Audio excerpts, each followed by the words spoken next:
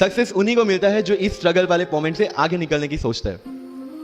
जब भी आपको लगे कि आपके सिर पे बहुत मुसीबत है, जब भी आपको लगे कि आप हर तरह से गिर चुके हैं, जब भी आपको लगे कि आपके पास कोई ऑप्शन नहीं है, तब एक चीज आप अपने दिमाग में लाइएगा कि यही मोमेंट है जहां से आपकी तकदीर बदलने वाली है।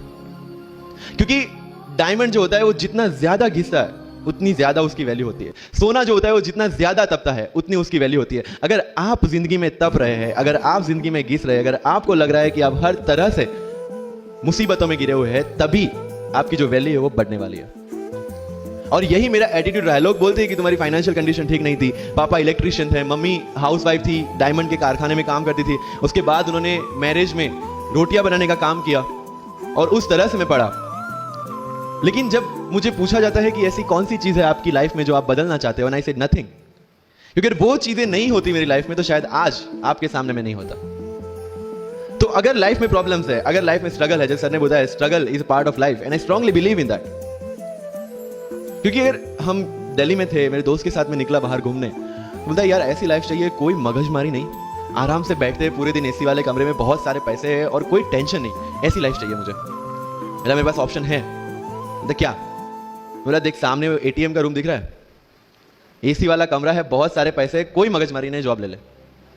क्यों आईएएस आईपीएस में दिमाग खराब कर रहा है? अगर स्ट्रगल नहीं चाहिए तो you have to compromise with that life. जब भारत वर्ष का सपना चंद्रगुप्त ने देखा, चाणक्य ने देखा, और उस भारत वर्ष को बनाने के लिए जब ये संघर्ष जारी था, और तब नंद के राजा धनानंद की डॉटर दूर दराज से चंद्रगुप्त को प्यार हो जाता है, और जब चाणक्य उनको बोलते हैं कि नहीं तुम्हें उससे दूर रहना है, और तब चंद्रगुप्त बोलता है आचार्य कभी कभी सोचता हूं कि जिंदगी में या ये भारत के सम्राट बनने के लिए इतना त्याग, इतना बलिदान ना देना होता तो। और तब चाणक्य रिप्लाई करते हैं तो हर कोई भारत का सम्राट होता। This is the fundamental rule of life, attitude. और not for UPSC, for life even.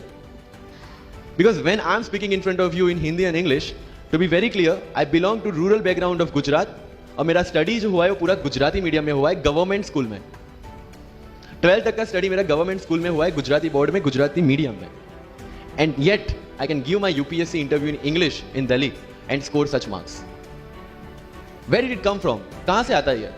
मुझे अभी भी याद है मेरा college National Institute of Technology Surat था, जहां पे मेरे साथ जो पढ़ने वाले बच्चे थे वो सारे सीबीएसई आईसीएसई वाले थे, और मैं एज ए एलियन वहां पे पहुंचा था, क्योंकि तब मुझे पता चला कि मैकडी जैसा भी कुछ है और उसमें बर्गर जैसा भी कुछ मिलता है। That was my first exposure to any metro city.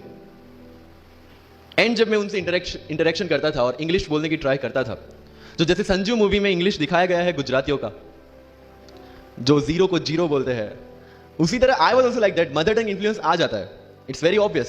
So I used to speak notes and not notes, और डोर एंड नॉट डोर, और don't and not don't. So they used to make fun of me. Safin, it's not don't, it's don't.